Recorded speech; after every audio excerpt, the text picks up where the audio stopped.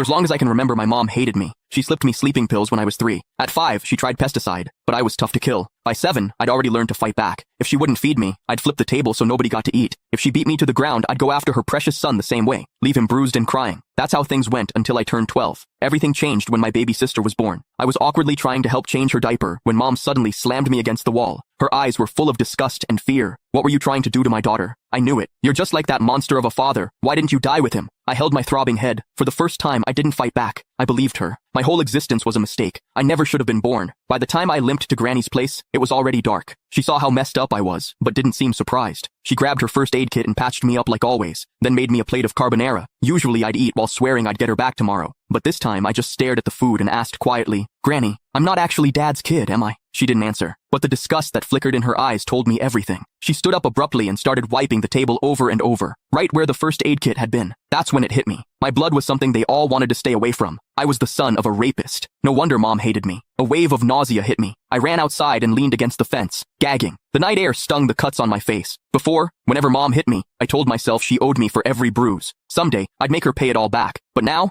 I couldn't even look her in the eye. I didn't stay at Granny's. She didn't come after me either. I just wandered the streets with nowhere to go. That's when I spotted a family outside a restaurant. They were celebrating someone's birthday, all smiles and laughter. The woman in the middle was probably the mom. She looked so happy that I instinctively stepped back. Last year, on Mom's birthday, she'd smiled just like that, until she saw me. The second I walked in, her smile vanished. Pure disgust replaced it. Back then, we had to write an essay called My Mother. I wrote that Mom was a heartless villain. My teacher dragged me to her office and lectured me for the whole period. I barely heard any of it. All I remembered was her saying, "No mother in this world would ever stop loving her child." I believed her. I saved up money from collecting recyclables and bought Mom a birthday cake. All I wanted was a hug, the same kind she gave my brother, Casper, but her cold expression felt like a knife to the heart. I felt like an idiot, standing there with that stupid cake. Anger took over. When no one was looking, I caught a couple of frogs from the garden and hid them in the cake. I can still remember her scream when they jumped out. Back then, I felt a twisted satisfaction. I thought she didn't deserve to be a mother. I thought she had it coming. But now I knew the truth. I was the one who didn't deserve anything. Just existing had hurt her. As I watched that mom smiling through the restaurant window, I made up my mind. This year, for Mom's birthday, I'd give her a present she'd actually be happy with, one that would set her free for good. I decided to die. Once that thought took hold, my steps felt lighter. I even started planning how to do it without causing trouble. Something clean, with no mess left behind. But before I could go through with it, a patrol officer spotted me and brought me home. Mom answered the door. As it shut behind us, I stared at the floor, unable to meet her eyes. Her voice cut through the air like ice. "Why didn't you just die out there?" I almost snapped back, but I bit my tongue. Still, I couldn't stop myself from asking, "What would you do if I really did die? Would she feel even a little sad? If you've got the guts, go ahead. I'd throw a party." She walked straight into my sibling's room and shut the door. I stood frozen in the living room. After a long time, you can find the full story in my bio. It's free.